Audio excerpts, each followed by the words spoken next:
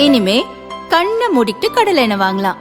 ஏன்னா மந்த்ரா கடலை எண்ணெய் இதயத்தின் தயாரிப்பு. வறுக்க பொரிக்க ஏன் எல்லா சமையலுக்கும் மந்த்ரா தான். மந்த்ரா கடலை எண்ணெய், அபார ருசி, ஆரோக்கியமான உடல் நலம்.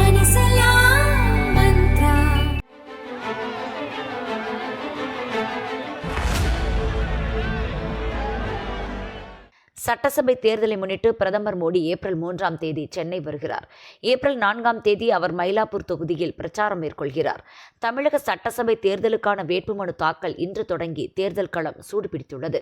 முக்கிய கட்சிகளின் தலைவர்கள் வேட்புமனு தாக்கல் செய்து பிரச்சாரத்தை ஆரம்பித்துவிட்டனர். தமிழகத்தில் பாரதிய ஜனதா வேட்பாளர்கள் பட்டியல் இன்னும் அறிவிக்கப்படவில்லை.